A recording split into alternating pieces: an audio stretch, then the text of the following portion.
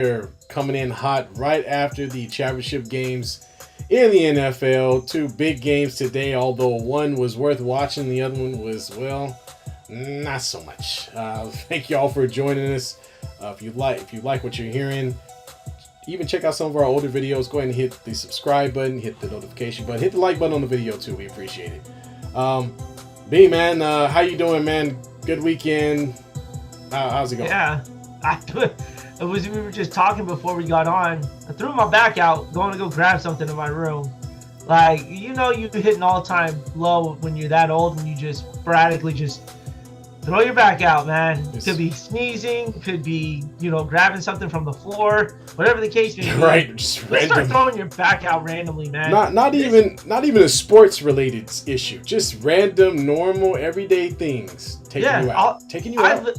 All I literally did was went to go grab something. I could feel the pain just shoot up my back. Now it feels like my back's on fire. Took an ibuprofen, probably like my third one of the day.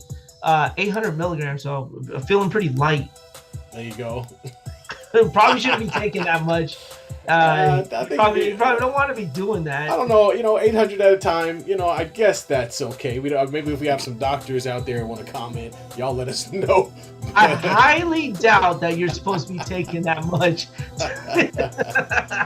Oh man. Well, let's jump right into it. The bulk of today's show is going to be about the NFC and AFC championship games. I'm actually going to pull up the stats while we're talking about this, but we had Chiefs.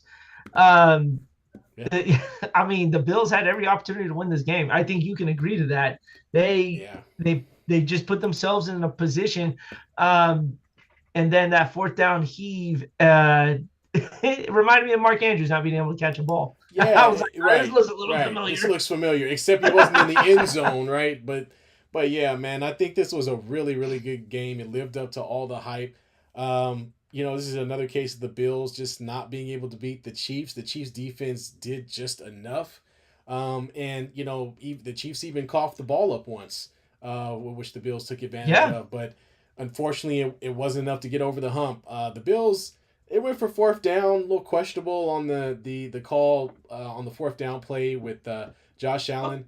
But what do you think? Did he get it? No, it didn't look got it. like I thought he got it. He if was got right it. at the line of scrimmage here. But one thing I want to point out though, real quick, they did that same play at the goal line too, and it kind of failed a few times.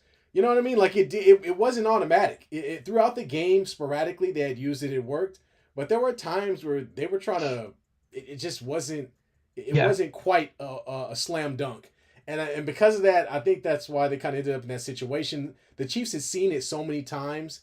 They're the first team I've seen that actually said, you know what, I think we'll do something to try to stop this. And it actually somehow worked. They rushed everybody to the left. Right, yes. And it's like, why change it up? Why don't you do a little play action fake towards the left and have somebody roll out to the right? I don't know. Or here's an idea. Run the ball! The Bills, I know, right? The Bills, I mean, they ran all over the Chiefs. They did. And I understand that Josh Allen is your guy. I get it. He's your guy. Might be the MVP of the league. But when they came into that second half, they did such a great job of getting the ball to Cook, and they were just eating up chunk yards after chunk yards. And then all of a sudden, they just turned the faucet off and started going, running with, what was the guy, Johnson or whoever it was.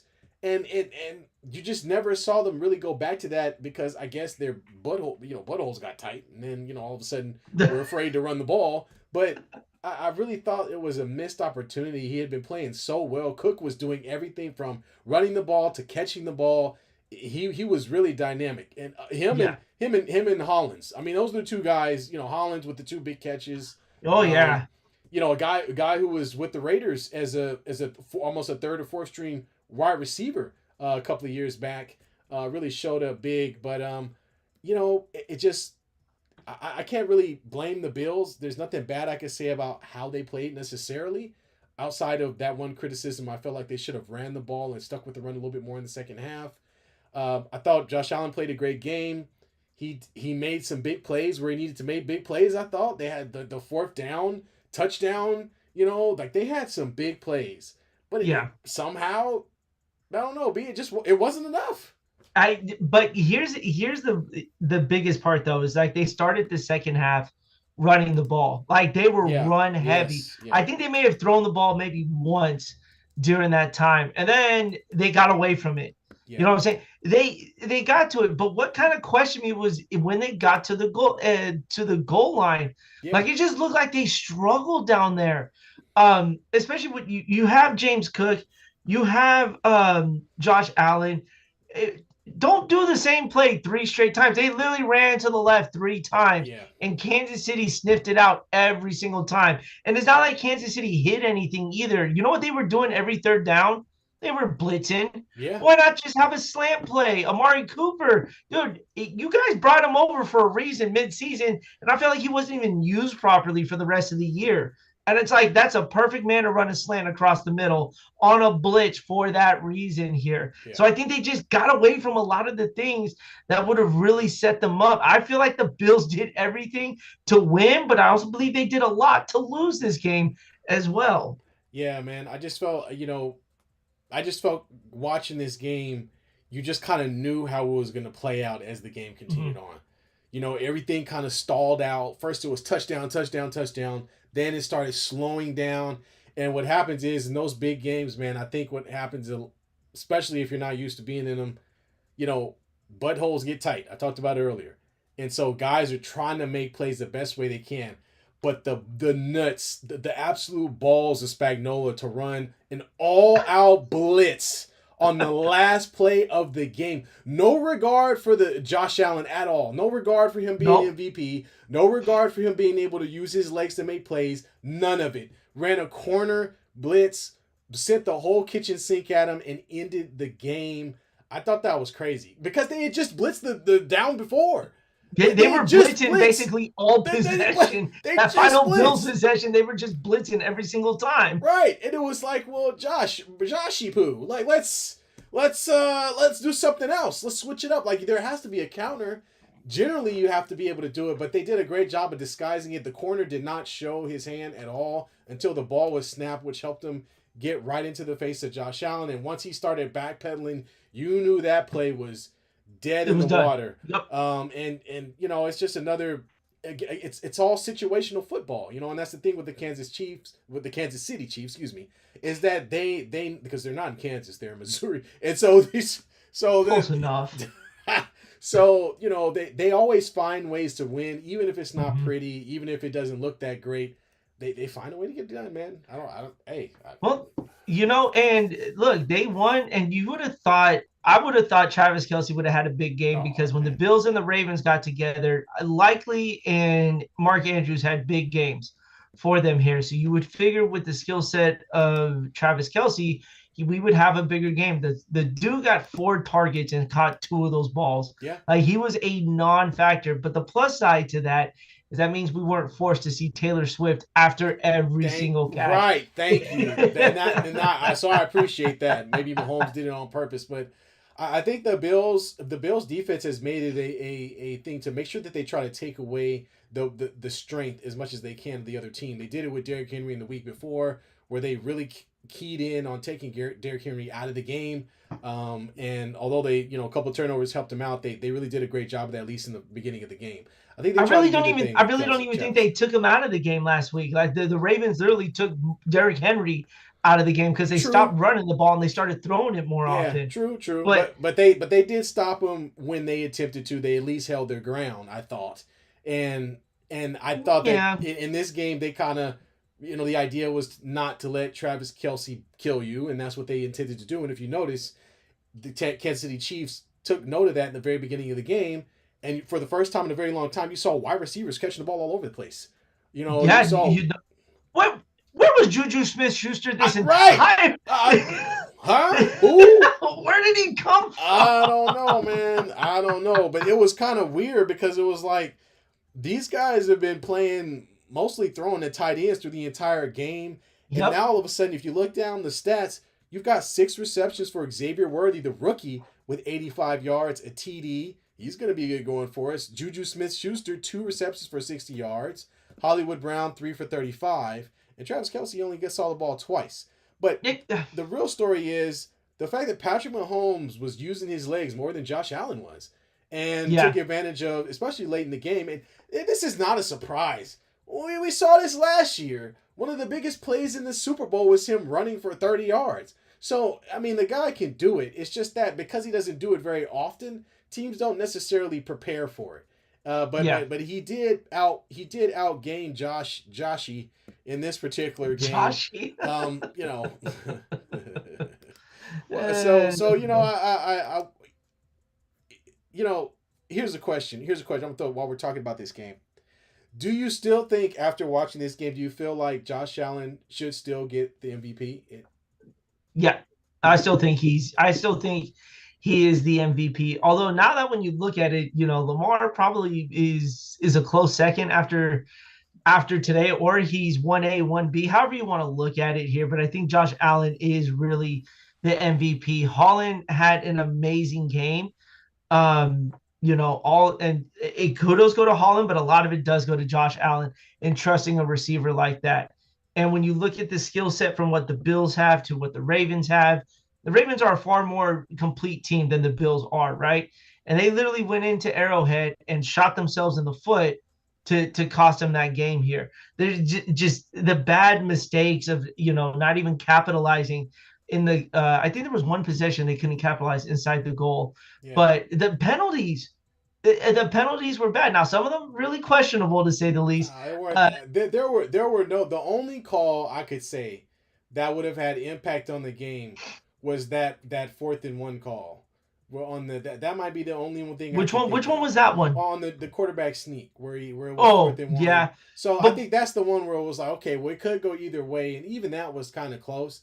I didn't see anything that was terribly egregious. I mean, there were some penalties on the Chiefs as well. I don't know. I didn't feel at least this time I didn't feel like the refs were a big part of this. This was a really good game. I thought it was a really competitive game. Oh, sorry, folks, we got a problem. God, don't get old, people. Yeah, I wish there was a way we could stop, right? You know what I'm saying? Like, God, man, this is just stop so getting old. painful. Hey, I stopped growing like years ago, 24, man. 23? Jesus, harmony, huh? Just stop at 23, 22? Just stay that way forever? Yeah. I mean, no, actually, it kind of like early 30s, because if you stop when you're 23 or 24, you're still making bad decisions in life. So you kind of want to stop it. Like, just kind of get through that part first. I got you. But here's one thing I wanted to bring up. You have talked about it all year. The Chiefs' defensive line has stoned a lot of people in these kind of positions here. Chris Jones, was it Karlaftis, whatever his name is. You know what I'm saying? And we don't talk about it enough here. You did. You made it very known for everybody.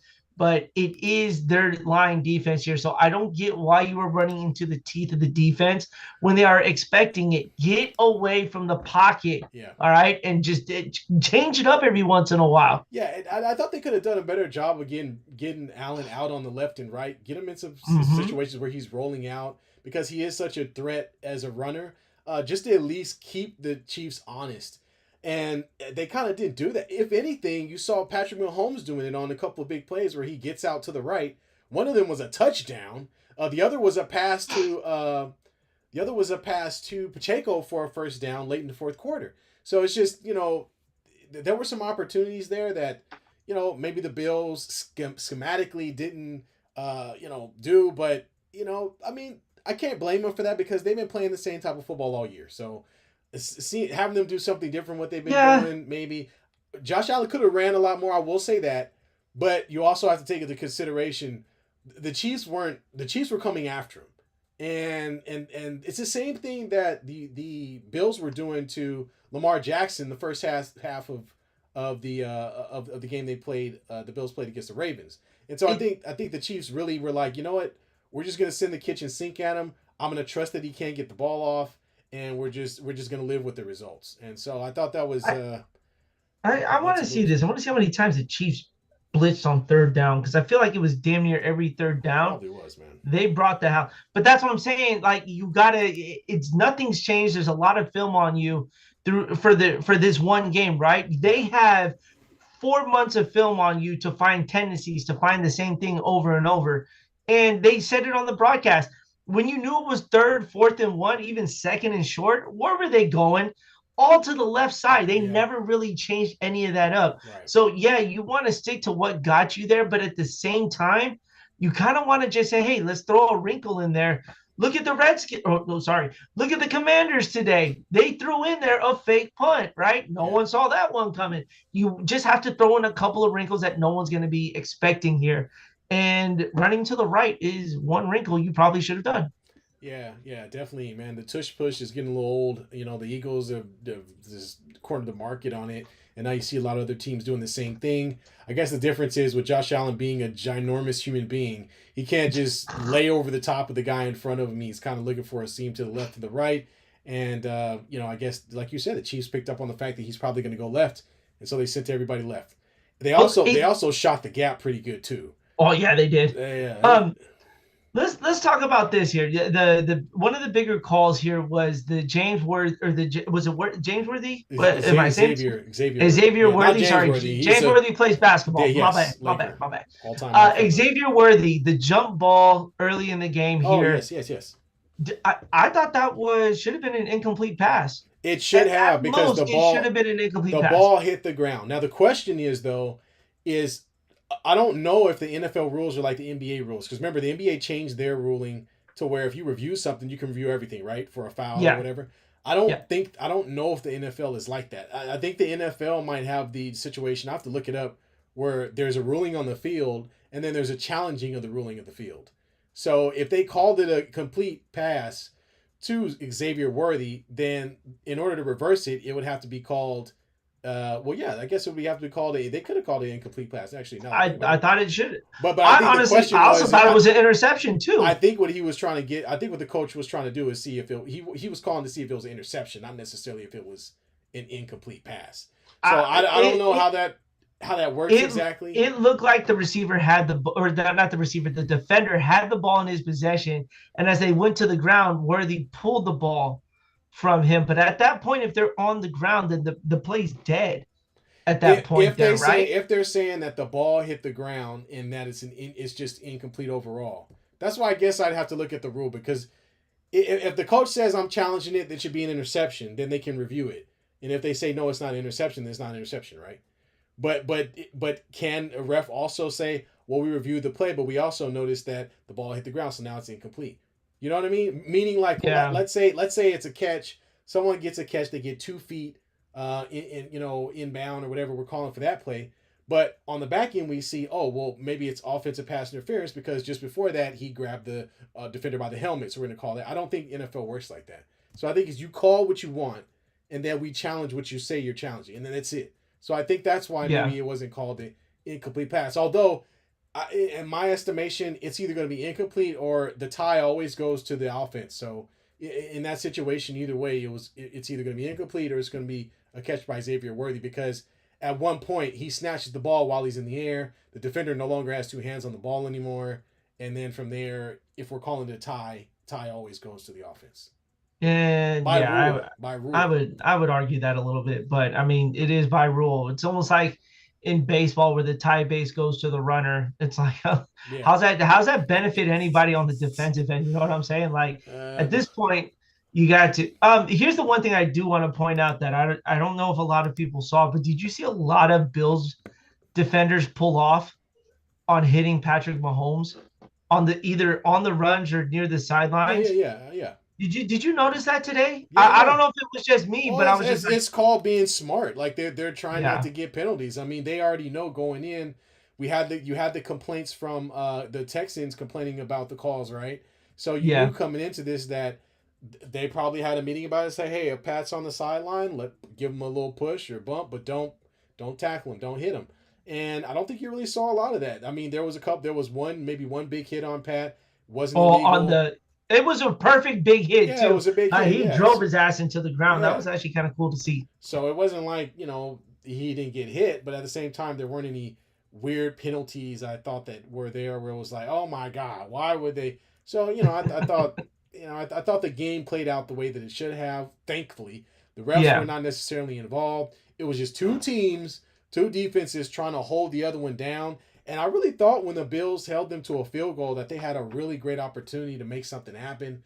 But Yep. man, again and again, that defense finds a way to show up at the most opportune times. And that was a tough play. The ball still had a chance to fall into Kincaid's hands, even with all that being said. And it just wasn't. It had to be the Chiefs made it so that it had to be the absolute absurd perfect play in order to beat them, Yeah. and that's impossible to keep doing. Even the catch by Collins, that was a great catch over the Oh, shoulder. hell He yeah, it had a was. defender right on him, so they made some great plays. The fourth down touchdown.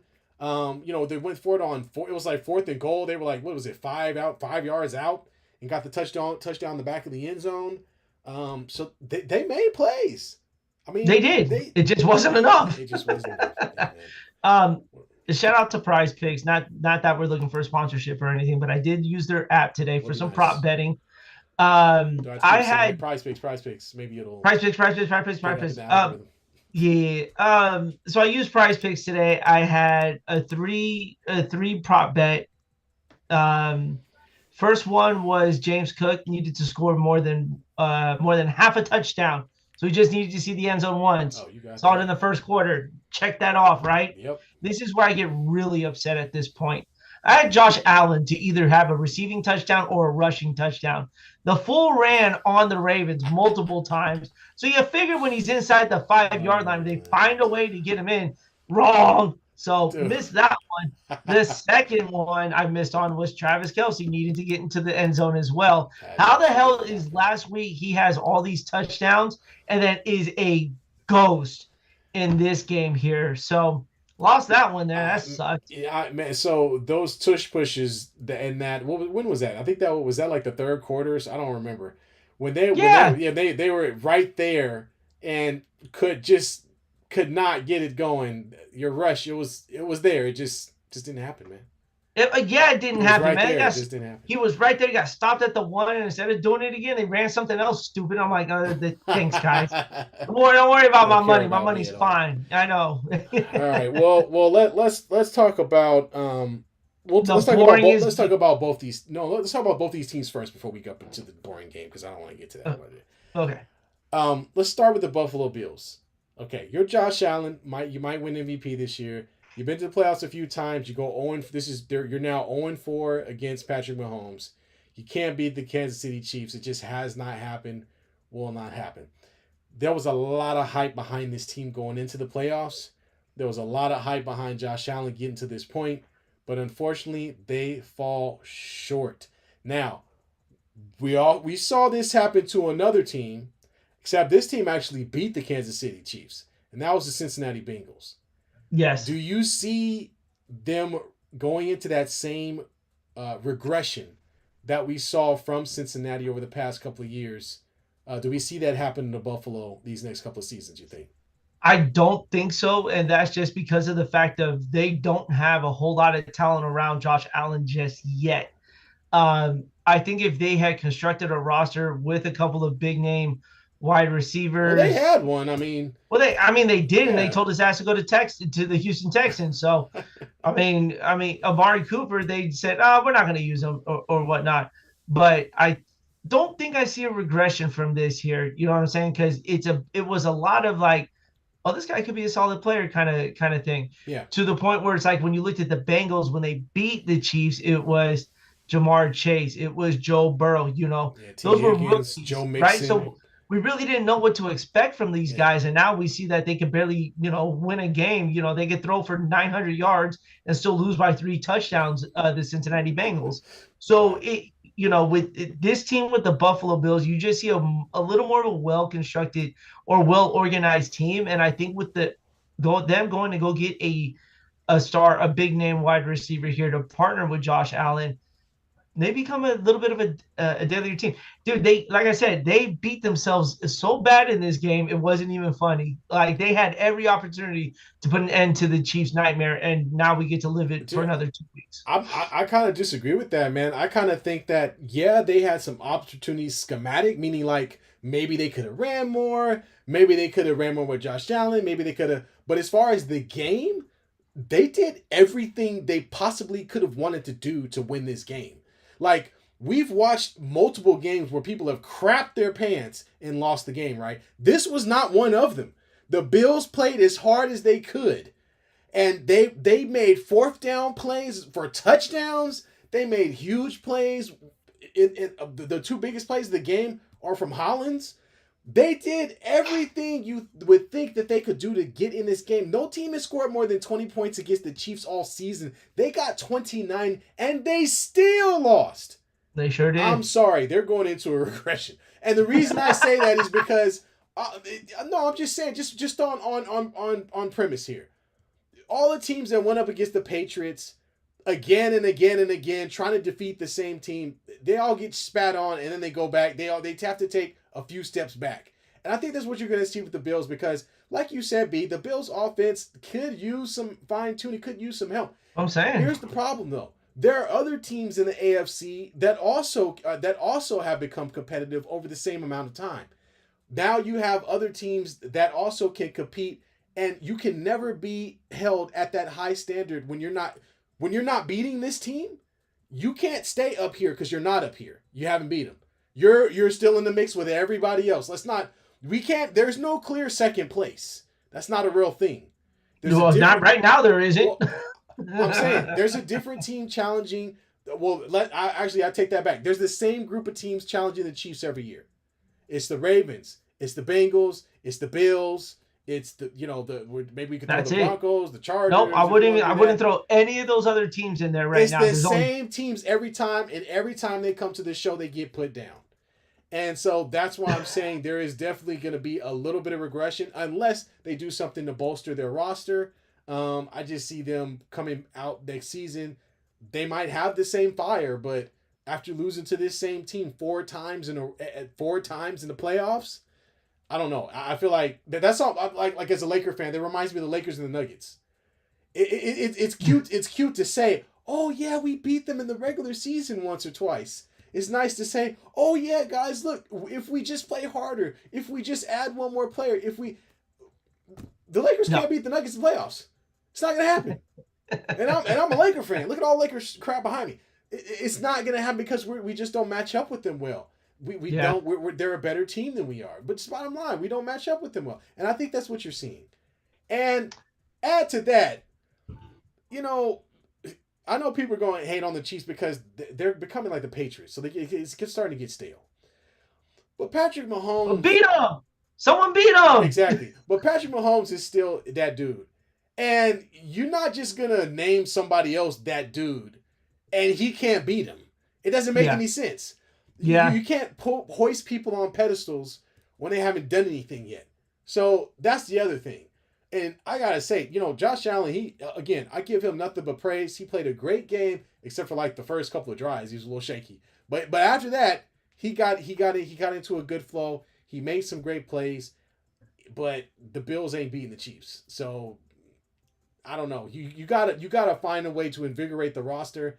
I don't think you roll the same team back out there again. You got to find somebody who's not a part of this and plug them in there to help give you a little bit of a lift. Yeah, well, I mean, who knows? Yeah, I agree with you to that point. There, it's like you do. Right now, it's the Chiefs, and then everybody else right below them there. And until a team dethrones them, that's how unfortunately it's going to be looked at for a while here. It could have been the Ravens last year. Yeah. It could have been the Bills this year. Who was it previously? The Bengals. No. No.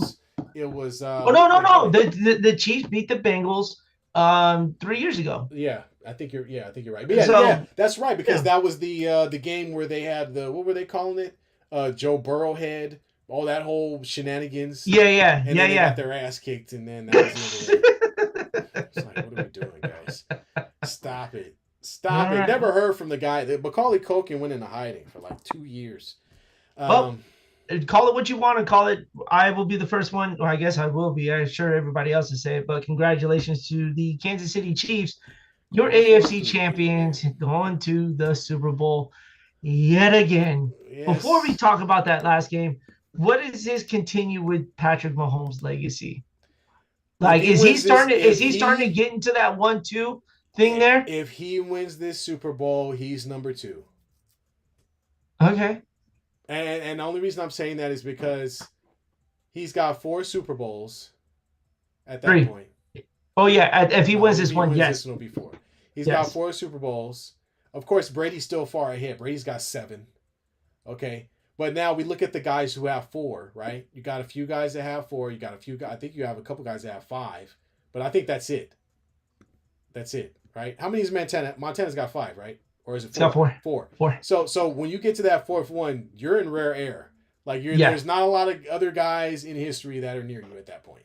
So if he wins this, then in my opinion, and with him still being an active player on a team whose offensive roster is still quite questionable, they don't have a Hall of Famer all-star running back. They don't have an all-star wide receiver. They just got a tight end. They just got Travis Kelce, who didn't even. But you know what? I would argue that I think Isaiah Pacheco is probably one of those all stars there. Or kind of one of those big name running backs. If he didn't get hurt this year, man. He's not. He's because he was hurt most of the year this year. Yeah, but Saquon Barkley plays for the Philadelphia Eagles. That's my point. And most teams do have a guy like that on their team. I mean, even if you looked at Cook for the Bills, the guy ran for over 1,000 yards this season. I don't think the Chiefs had anybody run for over 1,000 yards. I don't think they had anybody catch for over 1,000 yards. But somehow, or some way, this guy's still doing this. He's doing the Cavalier LeBron thing right now.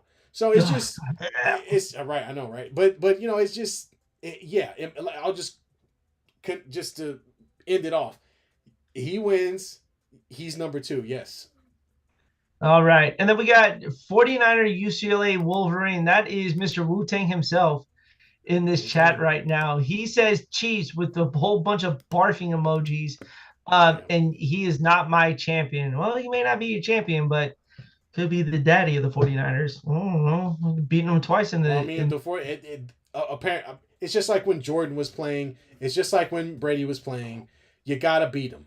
Bottom line, it's hard to. There's a reason Eli Manning is a Hall of Famer, and it's not his stats. Okay, it's because he beat Tom Brady twice. That's it. So you want to beat him? Beat him, please. Yeah, literally, Eli Manning's only real success is having to dethrone Tom Brady. Otherwise, Tom Brady would have about 9, 10. You would have to. Thank you, Eli. Thank you. Yes, thank you. That's why he's a Hall of Famer. So it does suck because you're getting the same team. Matter of fact, you're getting a Super Bowl rematch from like 3 years ago or 2 years ago, and was it 3? Yes, 3 years ago. You're getting a rematch from 3 years ago. Same teams, and yeah, it gets a little stale. It gets really stale.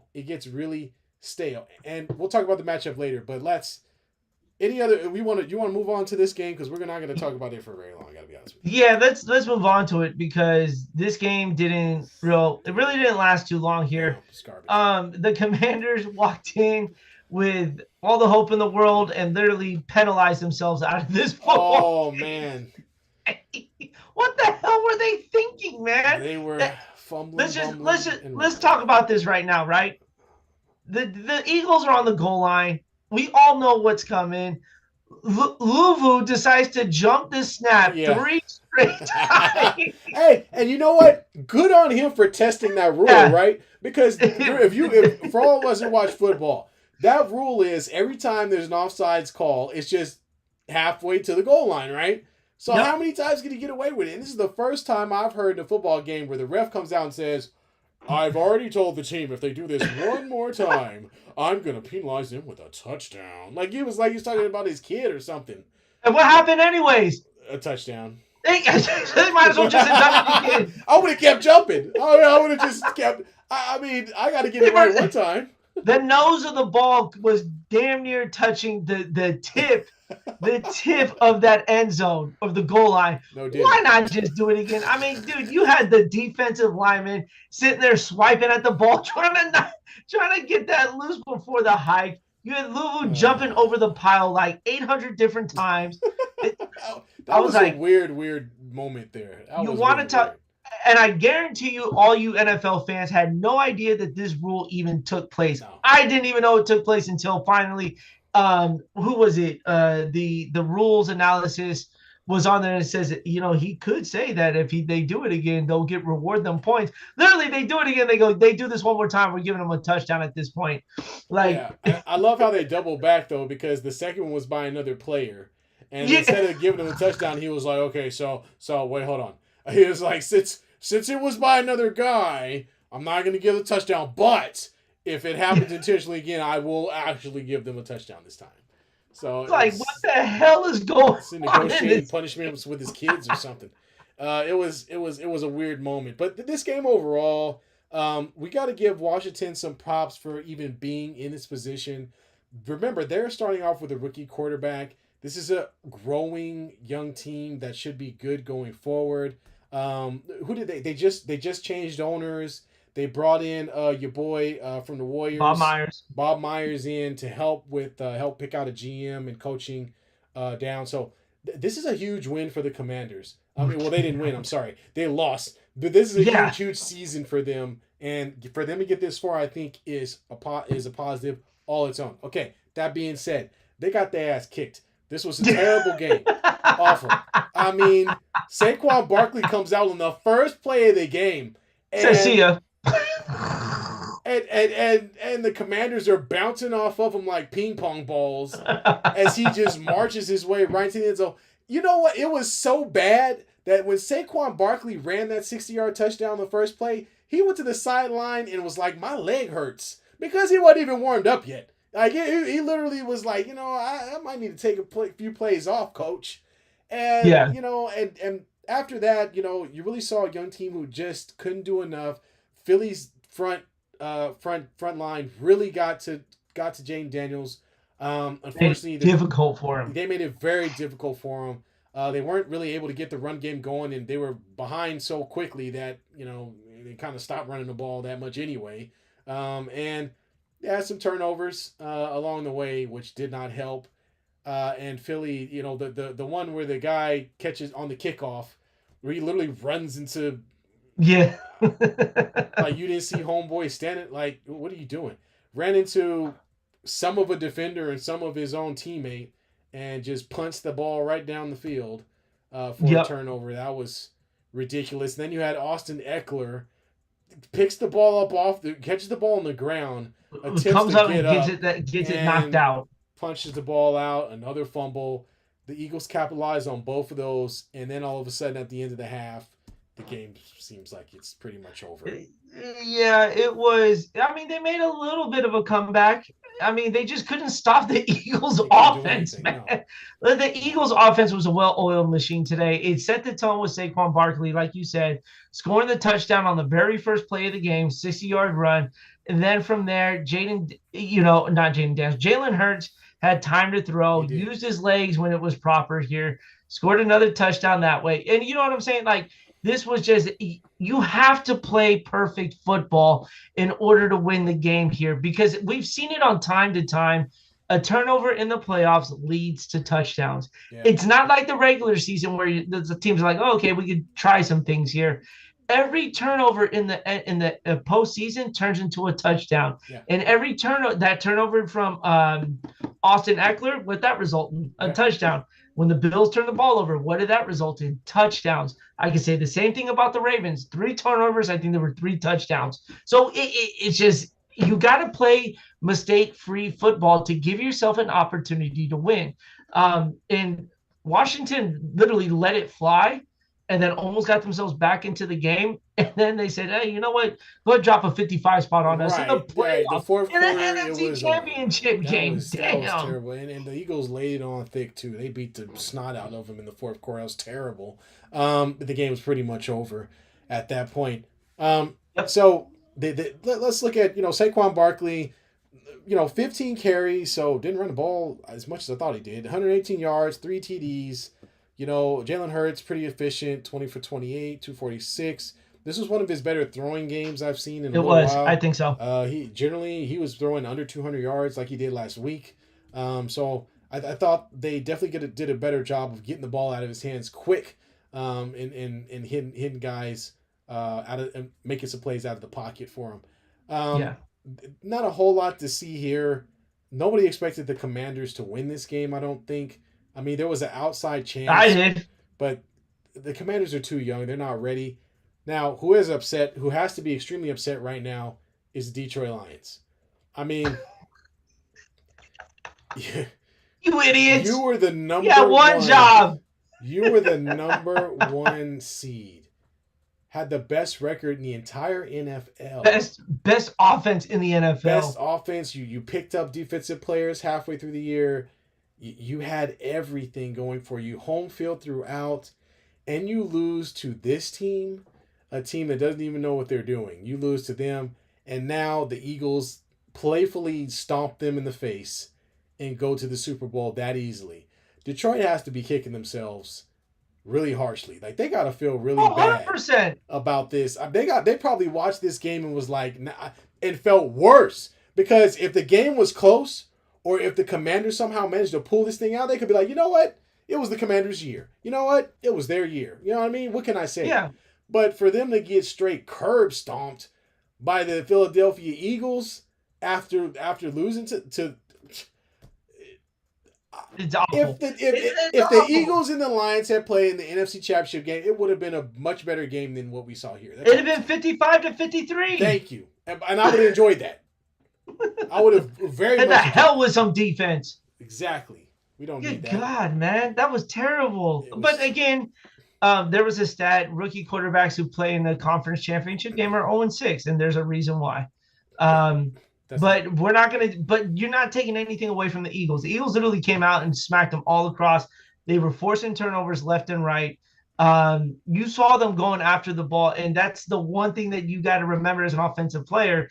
In this day and age, what are guys doing now? They're balling up their fist, and they're sitting there they're trying to punch the ball out. Mm-hmm. So at this point, going for extra yards is just not what you want to do when you don't have a chance. What is Austin Eckler doing coming off the ground and not carrying the ball? Just stay down, man.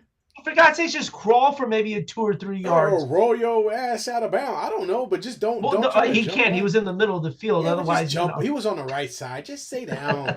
It was dumb. It just reminded me of the horrible. And I hate to bring this up, but just the Mark Andrews thing, where the guy tries to make a move to the left, tries to get a few extra yards, gets the ball punched out, and that's the end of that. So had the first down already. Exactly. That's all I'm gonna say. Exactly. Had that first down. Yeah, it doesn't make any sense. It's like you don't. And I think that's the difference between the playoffs and the regular season, like you talked about. It really is more about taking care of the ball than anything. It's about playing mistake-free football. And if you can do that, then you have a better chance to win. That's all it is. If you give up turnovers, well, then you put it in the hands of the other team, and they're probably going to score. So, again, kudos to the Eagles. I did not see them going to the Super Bowl this year. I'm not sold on them. Horse poop eating tonight. Right? Horse poop eating tonight. Here comes Philly fan. They're gonna DDT Santa Claus. Let me get a Philly cheesesteak with a side of horse crap. With some horse doodoo on it. That's nasty. Yeah, I didn't see Philly going to the Super Bowl, but they're here. I think it's an interesting matchup, or is it? These teams have played each other before. Let's get into it. Do you want to jump into it? We want to talk about the Super Bowl matchup? I say we save it for a little bit. Save it? Okay. Right. Yeah, let's save it because, I mean, we're going to talk about it all next week, too, because now we get to have that long 2 weeks off. We'll talk about the trade deadline and basketball or something. But let's talk about your team. You guys found a way to make a headline this weekend, T. Y'all hired Pete Carroll. Yeah. The man who didn't want to coach in Seattle no more said, you know what? I want to take a really bad job. Let me go to the Las Vegas Raiders and take that job. But there's a good thing that may come out of this. You guys may get a quarterback out of this in Russell Wilson. Great. Awesome. Now, may get Russell Wilson here. Mr. Unlimited. Mr. Who else? What else was he calling himself? I want to know what slogan he's going to come up with in Las Vegas.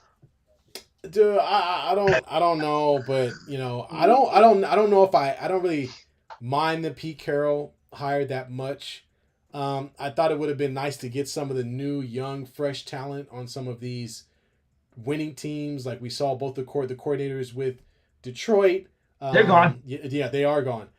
So they're off. The defensive coordinator, he went to the freaking Jets. Really. Have the Jets not learned their lesson? They got Robert Saleh. All right.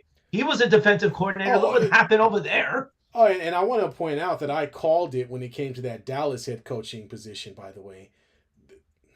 What was it? We knew Mike McCarthy was going to be gone. No, they hired like the offensive coordinator. Oh, yeah. All right. Sorry. Well, I guess Deion Sanders ain't coming to the NFL. Some white guy. Yeah, I don't know what it is. How are you going to hire the offensive coordinator from the team that just failed miserably the entire season? No, they thought it would be a good idea. They're like, oh, you know what? Well, if we can't get a head coach that can coach, let's get an offensive-minded person in here. Dumbass, he was on the same. He's already there. You know? So I thought that, but I think the issue I have with it is that Pete Carroll is known for being able to build teams. He did a great job with Seattle. They drafted well. They built a great team around Russell Wilson. But he's only signing a 3-year contract, and so that's where I get a little sketchy. Because you don't want him dying on the sidelines. Yeah, but what is he going to do in 3 years? This team has a lot of issues, right? And that's my issue. That's my problem with the Raiders is they have trouble finding direction and then pinpointing that direction and sticking with it. So if you're the Raiders right now, you don't have a starting quarterback, okay? You don't have a A1 running back. You don't even know what you're going to do with that situation. Even the Panthers know who their running back is. Chuba Hubbard, or whatever he's called. You said it. Chuba Hubbard. Chuba Hubbard. Is a good run. So they know he's their starter. They know that Bryce Young, although he had some up and down, he's probably going to start. But the Raiders have no idea. Our wide receiver situation, I don't know. Do you? I mean, Jacoby Myers and I guess Brock Bowers is really the only saving grace we got. What you mean? Aaron Rodgers and Devontae Adams, the twin package is coming back to Las Vegas. Oh, man. So that's why I don't mind Pete Carroll, like I said. I just don't like that it's only 3 years because it kind of makes him a lame duck after year 2. And it puts him on the path to being fired like every other coach before. Yeah. So unless they make some huge changes. I wonder how much Tom Brady had to say in that. No, I'm sure he had something to say. Have you seen Mark Davis' haircut? He's not good with his decisions. Well, yeah, that's his girlfriend's pick making that haircut decision. Dude, nasty. Girlfriend? That's what we're calling them now? I guess. No, they're gold diggers, homie. Oh, my bad. Yeah. Same thing. Tomato. No, it's not tomato. It's got a G. You can have a girlfriend right now, but you are not rich. Therefore, there's no benefit. And I will. Sorry, B. There is a benefit. You're a great guy. I'm not saying that. But what I'm saying is that you throw me under the bus like that. That was my bad. I'm sorry. What I'm trying to say. Where's he going with this? What I'm trying to say is, if you look at Bill Belichick and you look at Mark Davis and you look at their girlfriends, it's not hard to tell. That's all I'm saying. Yeah. It's like, come on, really? Come on, let's call it. That's why I think Bill Belichick in college ain't going. That's such a smart idea on his Gonna break up with his girlfriend real quick. Yep. He's like, he's gonna be in the dorms with the players. Go to a party real quick. Watch what happens. We're gonna have a whole what are we gonna have? What was that movie, The Water Boy? We have a Bobby Boucher moment in there. What are you guys doing in there? What's going on? How's it going? I know we haven't talked. I think that was pretty much the big news coming out of the NFL. Obviously tonight as well. Our teams played yesterday. Well, I mean, your team played. My team. I don't know what we're doing. We talking about the Warriors and Lakers, folks. What the hell is going on over there? Being completely honest, Steph had the most disinterested look throughout that entire game. His hair looked like it hadn't been cut in weeks. He did not. Is he okay? I don't know. I don't even know if the whole organization's okay. He looked like he had been fighting with his wife, and he was just like, I'm so done with this. I'm about to call up my side piece or whoever it is. He looked like he was out of it. He did not look very happy at all. So, I mean, try being a fan of this team right now. Yeah, this had to be the worst tease. Worse than going to a strip club and seeing the hottest chick in the club, and then all of a sudden it's like they turn the lights on. It's like, yo, what the hell? They went from 12-3 to 22-23 right now. Like, what? What happened? Okay, so it was first off, let me point out that the Lakers, was a little competitive. The Lakers are not great either, but they are playing well. They won 5 of their last 6. Tosh, you guys are 7 games over 500. Okay, Yeah. you guys didn't start 12-3 and proceed to Yeah, crap the okay. bed after So that. we're on the up and up. I'll put it like that instead of being Yeah. on the decline. And I think what you've been seeing from the Lakers the last 2 games, they're coming off a big win over the Celtics on Thursday or Thursday, which was a game where the Celtics the Celtics didn't play very well at all. But the Lakers defense did play a little better than I thought. Having Vanderbilt back did help. The fact that Draymond Green didn't play also helped a lot too, especially on for the Warriors defensively, because the Warriors couldn't stop anything. What is he gonna do for us I besides don't give us know. five He could points? foul somebody, keep Anthony Davis from scoring 30 points, maybe something like that.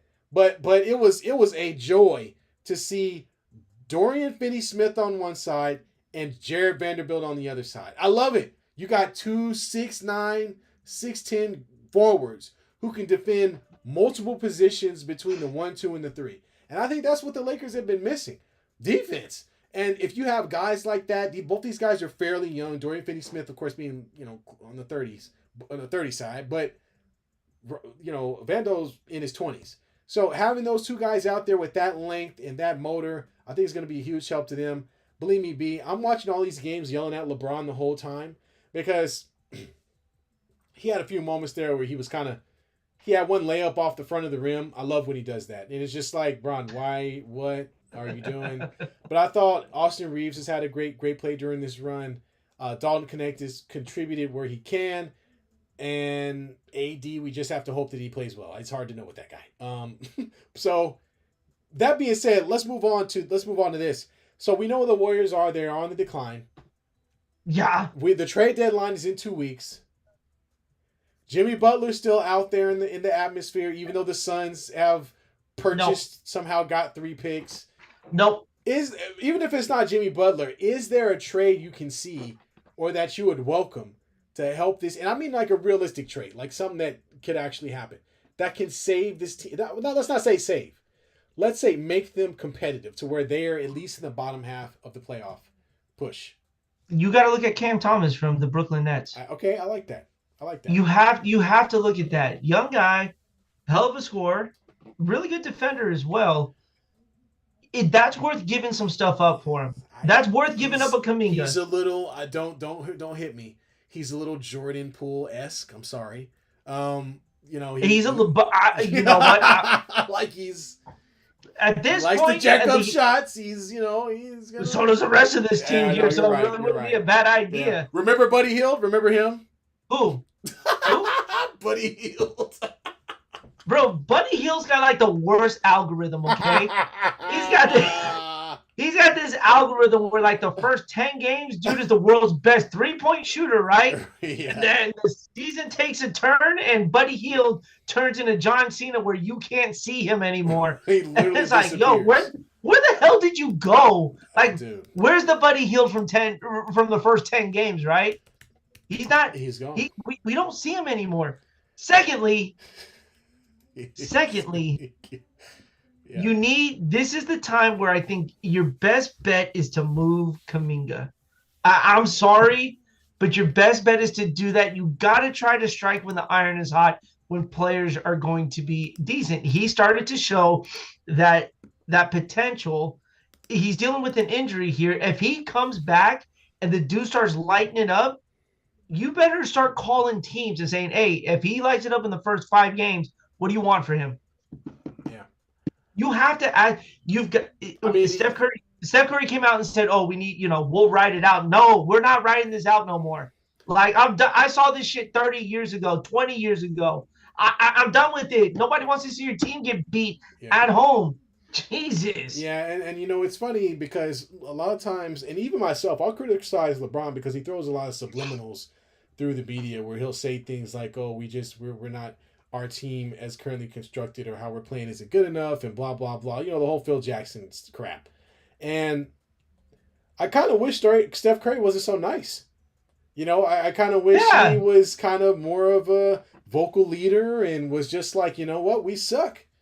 And the fact that when I watch a Warriors game, I'm watching Steph Curry and 4 unrecognizable guys is ridiculous. That they should have better players around him. And I mean, think about it. Who is you? Y'all got dude from Bone Thugs and Harmony on your team. I don't even know who is that. Santos. Guy Santos needs to be gone. Like, You why is he got even still here there's a right bunch of now? guys that are getting minutes that I don't even recognize outside of Moody and Kaminga and For Trace For Jackson, God's whatever the hell his sakes, name get is. my guy Moses Moody more minutes. I swear to God, if we're gonna ride this youth movement, I want him starting next to Steph Curry. All right, I'd see a potential of being a big two, but you can't do that when you're not playing him and you're lining up Dennis Schroeder next to Steph Curry in Yeah, the starting they're too lineup. small, man. If you guys haven't remembered, Monte Ellis and Steph Curry shared the backcourt, and guess what that did?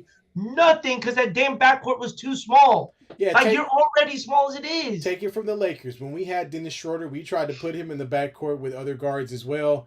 Two With guard, D'Angelo Russell, that didn't exactly. work. It doesn't work. Two guard lineups like that, they just don't work. Ask Dame Lillard and C.J. McCollum. It just doesn't work. So No. the guys in the league are way too big now, and you got to be able to defend. So it's just not something that's going to pan out. The Warriors have way too many. You guys got way too many undersized players, man. You got a lot of undersized forwards and undersized guards and an undersized center, except for maybe Kevon Looney, I guess. Even when even when Draymond is on the floor, you guys, and it's because you want to play small. I get that, but I think what's happening in the league now is you got to have some type of presence in the middle that's capable of scoring, and the Warriors don't have that. I mean, you got. I mean, think about it. They drafted a 7-footer named Quentin Post. All right, and Yeah. they just now brought him up. Yeah, He's been a nice not bad. little addition.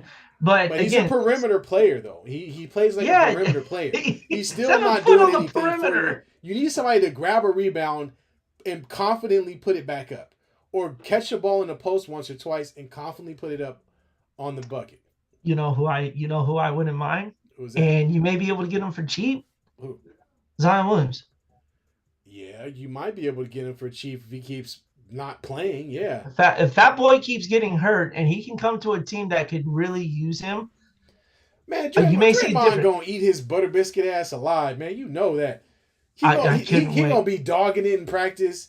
He's gonna not get up the floor twice, and Draymond is gonna go ballistic. Absolutely. I don't know. It could change. It could change. Now he can't Brandon punch. He can't punch Oh, Zion Williamson. No, Zion Williams. Zion Williams would kick his ass. He's kind of hefty. 100%. But no, you mentioned Brandon Ingram. That's a player I like. I think he's a. You guys had him. What do you mean you drafted him? Yeah, well, yeah. I thought he was the best player in the youth group that we had with him and Lonzo and all these other guys and Josh Hart, and so I like that. I mean, that's a great pick. You guys just need something consistent in between the 3-point line and the paint, because y'all got the 3-point shooting. You don't have Clay. We ain't got. You don't have that right now. Well, yeah, you're right. You don't have Clay there to kind of offset it. So the pace and the spacing that you guys are used to playing with when those two guys were rolling, it's not there anymore. So you gotta find a way to get somebody that could put twos in the bucket now and again. Because when I'm watching the Warriors play, and this is not just watching the Lakers play, I also saw this in the last game they played. I forgot against who they were playing. The Wolves. The Wolves. They blanketed the crap out of Curry. Like they wouldn't let him breathe, and so they're just taking him out of the game. And so until he gets that help, that's all they're gonna do. Yeah. And the Warriors can't shoot for shit right now. Right. Every team's just saying, "Go ahead. Anybody else can shoot, just not you." Hey, what are we doing with Jimmy Butler, by the way? Like, you brought him up in a little bit. No, what are the Heat doing, man? The Suns are trying. Here, the Heat are saying, and I told you this would happen, right? I saw that the Lakers are now involved with this. This is ridiculous. We might not be, and I'll tell you why. Because first off, Pat Riley's involved, okay? And I told you about Pat Riley. He's okay with him sitting on the bench the entire. He'll suspend the rest of the season, just stare at him. He don't care. But so he's only gonna trade him if he gets the absolute best thing he can get, right? And Jimmy's trying his best to piss him off as much as he can, right? It's the second time he's been suspended, right? He's trying real hard to get traded. He's trying. So he's doing his part. Now, the Suns traded a first-round draft. What did they trade? A first-round draft pick for 3 first-round draft picks. I never heard of that before. Yeah, that didn't make any sense. And from, I think, what was it, Utah or some crap? I don't know. And so now they have 3 first-round. They have additional first-round draft picks The idea being is that they're going to take them and put them in a trade. Everybody's saying that the idea is that it's going to be for Jimmy Butler. That they're going to, but that in order to do so, they need to find a third and maybe even a fourth team in order to get it done. Because what it's going to mean is they're going to have to trade Bradley Beal to another team, and it's going to have to be a team that he's willing to waive his no trade clause for. So there's an opportunity out there for teams to get involved in this. I'd be curious who. The rumor has it that the Bucks are leaning toward that they have Chris Middleton and Portis are up for grabs. Oh, if I'm the Bucks, I'm doing that. If I'm the Bucks, I am doing that. Chris Middleton's washed. Portis, can take his eyeballs somewhere else. I'd do that.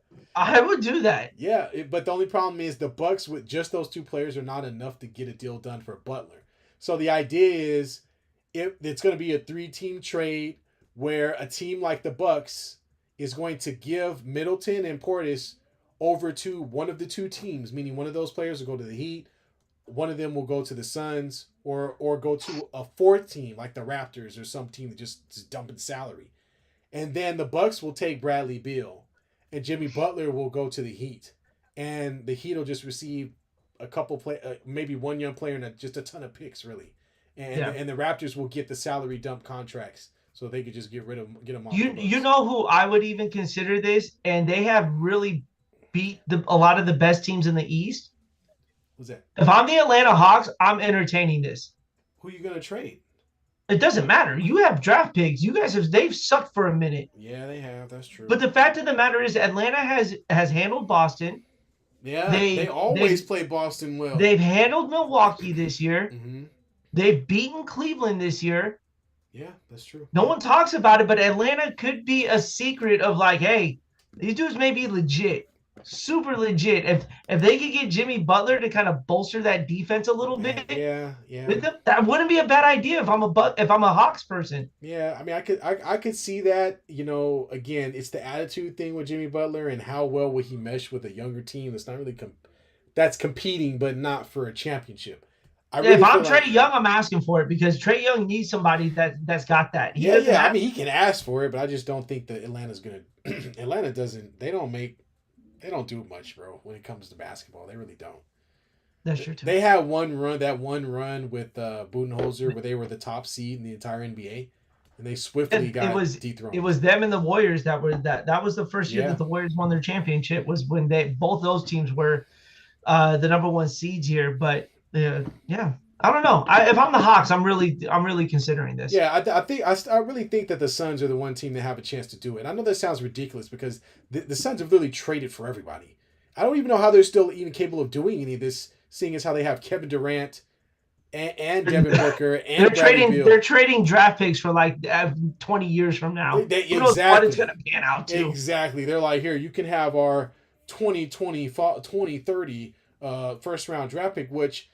If you're let's say you're who would they trade to? I gotta look. I think it's Utah or something. If you're one of those teams, you're like great because probably by 2030 or 2029, your team's gonna be garbage anyway because all your players are old. So it's a good pickup. It's a good pickup. So interesting to see. We got a couple more weeks, so we will be hot on the trail to see if our teams actually make any other moves or if they stand pat or at this point. Two more things before we leave. One's got to do. How did Curry become a starting point guard in the All-Star game? I don't know, man. I don't know who's. Look, I'm a fan. Don't get me wrong. I love my guys. Because it's the fans voting. God, you guys are stupid. Watch more basketball. This is coming from a Warrior fan, okay? I've watched enough of it. He did not deserve a starting point guard nod. He got it. I don't think he did. Credit alone, just straight past history. They gave him. Yep. Yeah. Just like you remember when the Dirk Nowitzki and Dwayne Wade were honorary All-Star team players because they were retiring. I feel like this is the Curry treatment for the next 2 years. Yeah. And then last thing, I don't know if I talked to you about it, but obviously the WNBA is turning out to be, this. I'm a little hyped for this season here. Yeah. I was looking to go watch the Indiana Fever play the Golden State Valkyries. Then I want to see Caitlin Clark. I'll call her the female version of Steph Curry here because she just shoot that thing as the good Charles Barkley would say. Yep. Guess how much tickets were? And I was talking up there. Chase Center. Chase Center, Chase Center, SF, top level. we looking at, I want to say 350. Yeah, damn right. That's right, baby. $350 For for the nosebleeds. WNBA, Indiana Fever versus the Golden State Valkyrie.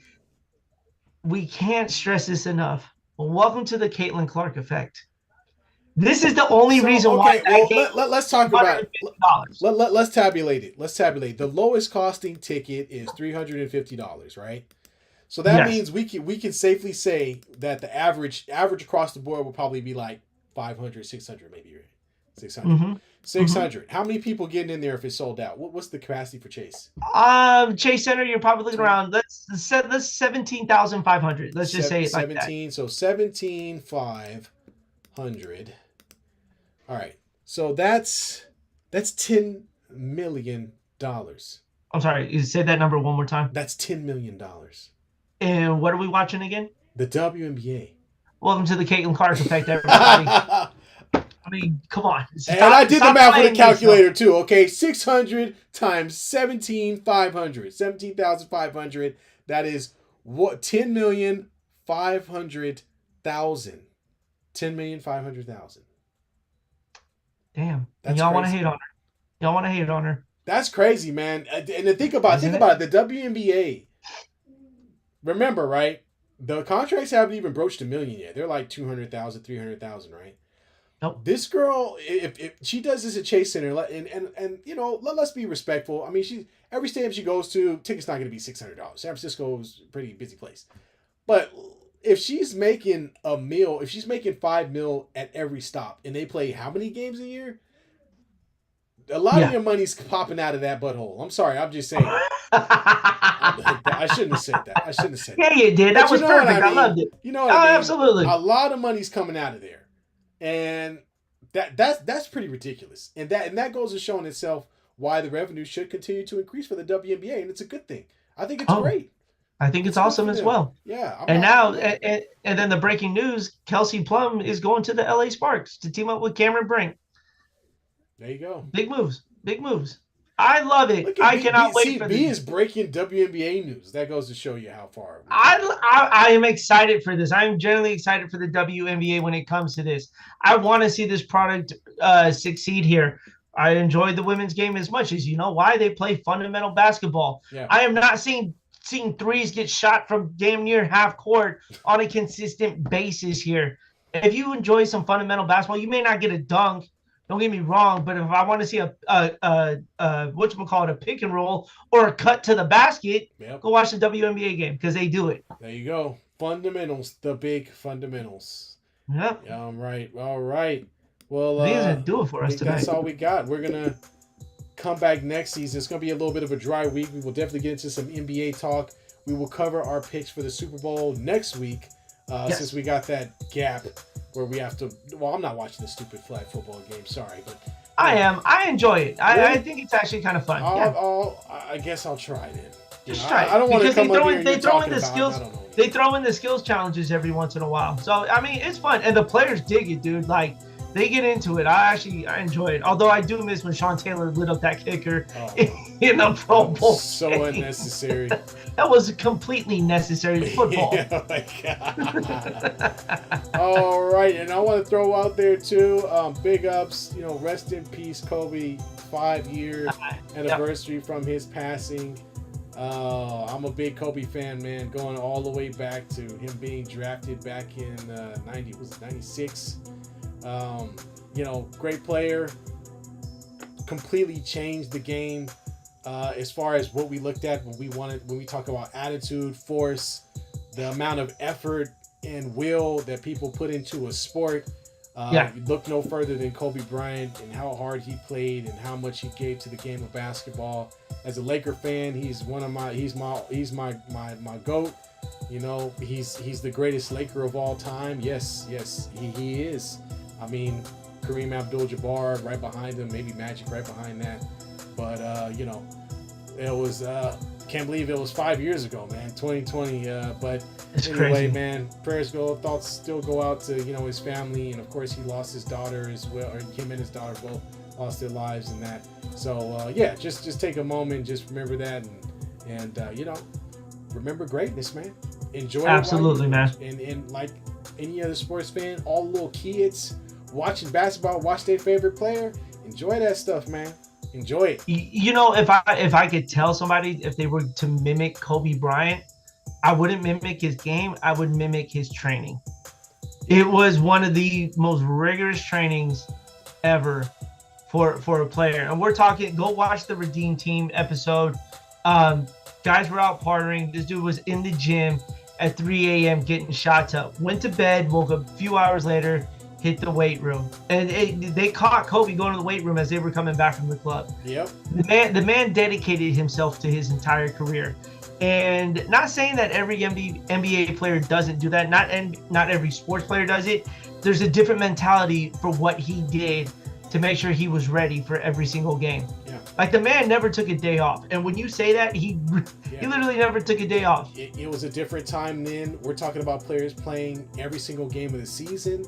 We're talking about at the end of games, you would never catch Kobe. If we were down by 15 in the fourth, he was still shooting and he was still on the court. Unlike a lot of what we see in the NBA now, where when teams get down, they disappear. Everybody gets pulled. They get pulled out. It wasn't like that before. So, and he didn't just play by himself. Okay, you know, we're still talking about playing against guys like T-Mac, and the great Spurs teams with Tim Duncan and Tony Parker and Manu Ginobili and all those guys. To the Detroit Pistons. Pistons team with Chauncey Billups. Even through some of the young guys like LeBron early in his career, or you think of Derrick Rose and that Chicago Bulls team. So Kobe played for 20 years, so he played through quite a few different eras, most notably against the Big Three and the Celtics team, where they had Kevin Garnett, Paul Pierce, and Ray Allen. So anyway, great games. Go back, check out some of those. If you don't know much about Kobe Bryant, I don't know what rock you've been under, but if you ever wanted to remember how he played, go watch some of them playoff games. Go watch the 2009 finals against the Celtics. Go watch him back with Shaq against the Indiana Pacers. You'll see some great stuff, great games, and great talent. And if you even want, go watch Shaq's diss track to Kobe Bryant at one point. All right, he did. He tried to diss him, and then Kobe won 2 more championships. Yeah. That's why you don't talk mess to him. Exactly. Don't talk mess to Kobe. Shaq knew he was fat and out of shape. He knew that. Yes, sir. All right, y'all. Take it easy, y'all. Until next week. Oh, and don't forget to like and subscribe. I don't think we said that. Subscribe. I did. I said at the beginning, but I'm going to say it again. Like, subscribe. Check out some of our older videos. Get in the comments. Let us know how you feel. We appreciate all the feedback. Thank you.